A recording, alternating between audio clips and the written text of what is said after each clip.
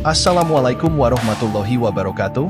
Salam karahayon lan kawilujengan katur panjenengan sedoyo. Terima kasih kepada semua yang telah meluangkan waktu menekan tombol subscribe dan berkomentar dengan sopan. Saya berharap kita dapat berdiskusi, berbagi pengetahuan, dan juga berbagi pandangan mengenai materi yang akan kita bahas. Dalam keseharian masyarakat Jawa, air hujan bukanlah sekadar fenomena cuaca biasa. Sebaliknya, mereka menganggapnya sebagai sumber energi gaib yang memiliki berbagai khasiat luar biasa. Mitos dan kepercayaan seputar air hujan telah tertanam dalam budaya Jawa selama berabad-abad, membentuk tradisi-tradisi unik yang dipercayai membawa berkah dalam berbagai aspek kehidupan. Dalam narasi ini, kita akan menjelajahi rahasia-rahasia air hujan yang tersembunyi dalam kebudayaan Jawa, mengungkap manfaat gaib yang telah diteruskan dari generasi ke generasi.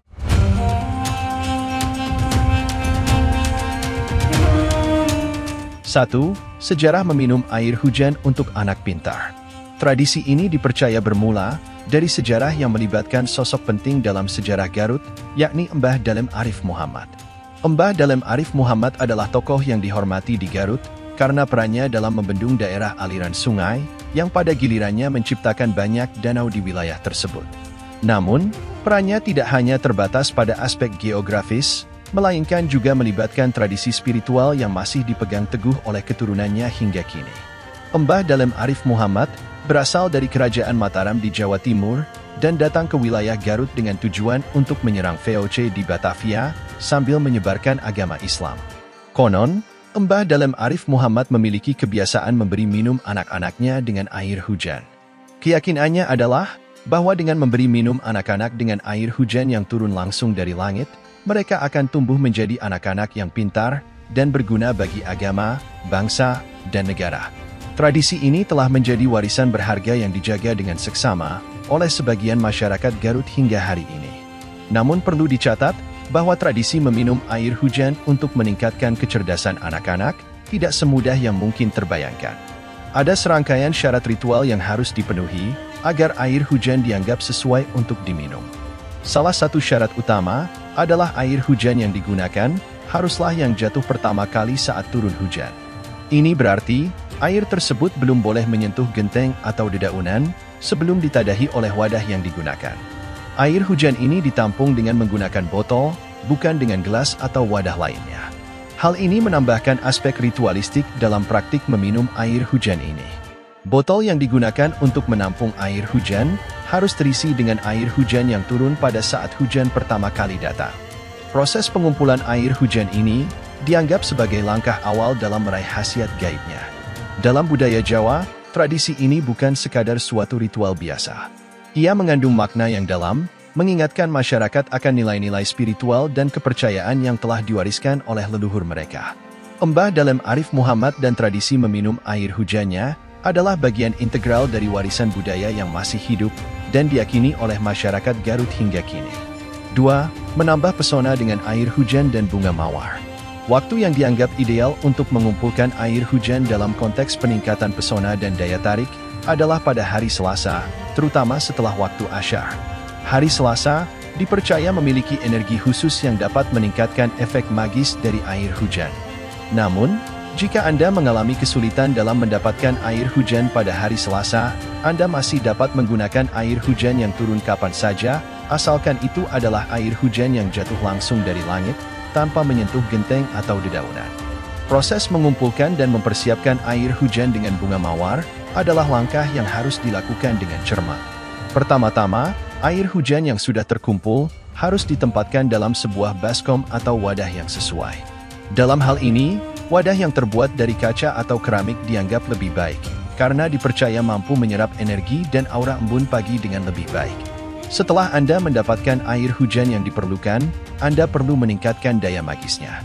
Salah satu cara yang umum dilakukan adalah dengan menambahkan 7 atau 9 lembar kelopak bunga mawar merah ke dalam botol yang berisi air hujan tadi. 7 lembar kelopak mawar digunakan untuk menarik segala sesuatu yang berkaitan dengan cinta dan kasih sayang, sementara 9 lembar kelopak digunakan untuk hal-hal yang bersifat materi, seperti karir dan pekerjaan. Botol yang berisi campuran air hujan dan kelopak bunga mawar ini kemudian harus dibiarkan di luar rumah selama 1 malam. Tujuan dari langkah ini adalah untuk memungkinkan ramuan tersebut menyerap energi dan aura embun pagi yang diyakini memiliki kekuatan magis. Pada pagi harinya, ramuan tersebut akan menjadi semakin kuat dalam aspek daya magisnya. Selanjutnya, ramuan tersebut harus disimpan dalam kulkas agar tetap segar dan efektif. Ramuan ini biasanya digunakan untuk membasuh wajah sebelum tidur di malam hari. Kombinasi antara air hujan dan bunga mawar diyakini memiliki energi yang mampu membangkitkan pesona dan kecantikan alami di dalam diri seseorang. Penting untuk diingat bahwa ramuan ini perlu diganti setiap sebulan sekali untuk menjaga kekuatannya. 3. Penglaris dagangan melalui air hujan. Air hujan menurut kepercayaan Jawa memiliki peran penting dalam mendatangkan rezeki dan kesuksesan dalam bisnis. Salah satu momen yang dianggap paling berharga adalah saat air hujan turun pertama kali setelah musim kemarau panjang. Air hujan yang demikian dipercaya memiliki energi gaib yang sangat kuat dan keberkahan alam semesta yang dahsyat. Momen ini menjadi waktu yang sangat diantisipasi oleh pedagang dan pemilik usaha untuk mengumpulkan air hujan dan meraih berkah dari alam. Selain itu, air hujan yang jatuh pada malam bulan purnama juga dianggap memiliki kekuatan pengasihan yang besar. Malam bulan purnama adalah saat ketika energi bulan mencapai puncaknya, dan air hujan yang turun pada saat ini dipercaya dapat membawa keberuntungan dalam usaha dan bisnis. Proses pengumpulan air hujan dalam konteks penglaris dagangan juga melibatkan doa dan ritual yang penting. Setelah berhasil mengumpulkan air hujan, langkah selanjutnya adalah berdoa sesuai dengan keyakinan masing-masing.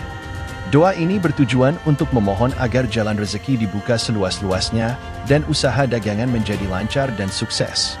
Dalam tradisi Islam, cukup dengan membaca Al-Fatihah sebanyak 11 kali, sementara dalam kepercayaan lain, doa-doa khusus yang disampaikan dengan tulus dan penuh keyakinan juga sering dilakukan. Setelah selesai berdoa, air hujan tersebut harus dibagi ke dalam 5 botol kaca bening. Selanjutnya, tambahkan 3 batang kayu manis ke dalam masing-masing botol. Kayu manis dipercaya memiliki sifat yang dapat memperkuat daya tarik pelanggan dan membangun kepercayaan dalam bisnis. Botol-botol ini kemudian diletakkan di 4 sudut berbeda di dalam bangunan toko atau tempat usaha, dan botol kelima digunakan untuk memercikkan pintu masuk setiap kali toko atau usaha dibuka, baik di bagian depan maupun belakang. Selain dari aspek ritualistik, pengumpulan air hujan untuk penglaris dagangan juga menunjukkan hubungan yang dalam antara manusia dan alam. Dalam pandangan kepercayaan Jawa, air hujan adalah manifestasi dari berkah alam semesta yang dapat dimanfaatkan untuk menghadirkan rezeki dan keberkahan dalam bisnis. 4. Pengobatan penyakit dengan air hujan.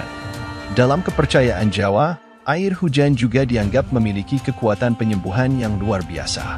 Salah satu waktu yang dianggap sangat istimewa untuk mengumpulkan air hujan yang akan digunakan untuk penyembuhan adalah saat air hujan turun pada malam Jumat. Malam Jumat dipandang sebagai waktu di mana vibrasi alam semesta meningkat, dan air hujan yang turun pada saat ini diyakini memiliki energi penyembuhan alami yang sangat kuat. Proses pengumpulan air hujan dalam konteks pengobatan penyakit juga memerlukan perhatian khusus. Air hujan yang diambil harus ditempatkan dalam wadah yang sesuai, dan biasanya wadah yang terbuat dari kaca atau keramik, karena diyakini dapat menyerap energi semesta dengan lebih baik. Setelah Anda berhasil mengumpulkan air hujan, langkah selanjutnya adalah melakukan doa dan ritual yang khusus untuk penyembuhan. Doa ini dapat disesuaikan sesuai dengan keyakinan masing-masing, namun bagi mereka yang beragama Islam, membaca beberapa surah seperti Al-Fatihah, Al-Ikhlas, Al-Falah, dan An-Nas beberapa kali adalah praktik yang umum dilakukan. Doa-doa ini diucapkan dengan niat yang kuat untuk memohon kesembuhan dari segala penyakit. Proses ini mencerminkan keyakinan dalam kekuatan air hujan sebagai sumber kehidupan dan penyembuhan. Dalam pandangan kepercayaan Jawa, air hujan yang jatuh pada malam Jumat adalah manifestasi dari energi alam semesta yang penuh berkah dan kesembuhan. Dengan memahami waktu yang tepat, cara pengumpulan air hujan, doa, dan ritual, seseorang dapat mengharapkan kesembuhan dari penyakit, baik secara medis maupun secara spiritual, sesuai dengan kepercayaan Jawa yang mendalam. 5. Mendapatkan keturunan melalui air hujan. Dalam kepercayaan Jawa, air hujan juga memiliki peran penting dalam upaya mendapatkan keturunan. Tradisi ini melibatkan pasangan yang ingin memiliki anak, dan salah satu praktik yang umum dilakukan adalah hujan-hujanan bersama pasangan di bawah hujan yang turun langsung dari langit. Ketika hujan-hujanan, pasangan ini diharapkan sambil minum langsung air hujan dari langit, tanpa perantara wadah atau alat apapun. Keyakinan di balik praktik ini adalah bahwa melalui air hujan yang diminum dan dengan izin Tuhan Yang Maha Kuasa, pasangan tersebut akan diberikan anugerah keturunan. Proses meminum air hujan dalam konteks ini tidak hanya sekadar tindakan fisik, tetapi juga melibatkan doa dan niat kuat. Sebelum meminum air hujan, pasangan ini biasanya berdoa dengan tulus dan memohon kepada Tuhan agar dikaruniai anak. Niat yang kuat dan keyakinan dalam kekuatan air hujan adalah unsur penting dalam praktik ini. Kepercayaan yang mendasari tradisi ini adalah bahwa air hujan memiliki kemampuan untuk menyuburkan manusia yang dianggap terbuat dari tanah. Selain itu, air hujan juga diyakini dapat menghidupkan sel-sel di dalam tubuh yang mungkin telah mati atau menghambat proses kehamilan. Oleh karena itu, meminum air hujan yang turun dari langit dianggap sebagai upaya spiritual untuk mendapatkan keturunan. Meskipun praktik ini mungkin terdengar unik bagi beberapa orang, bagi masyarakat yang mengamalkannya, ini adalah ekspresi dari kepercayaan yang kuat dalam kekuatan alam dan spiritualitas dalam usaha mendapatkan keturunan. Ini juga mencerminkan pentingnya hubungan antara manusia, alam, dan Tuhan dalam berbagai aspek kehidupan, termasuk dalam perjuangan untuk membentuk keluarga dan menjaga kelangsungan keturunan. Sebagai penutup, saya ingin menyampaikan matur sembah nuwun atas perhatian dan partisipasinya. Jika ada kesalahan kulo nyuwun agunging samudro pangaksami, semoga apa yang kita diskusikan hari ini dapat memberikan manfaat bagi kita semua. Wassalamualaikum warahmatullahi wabarakatuh.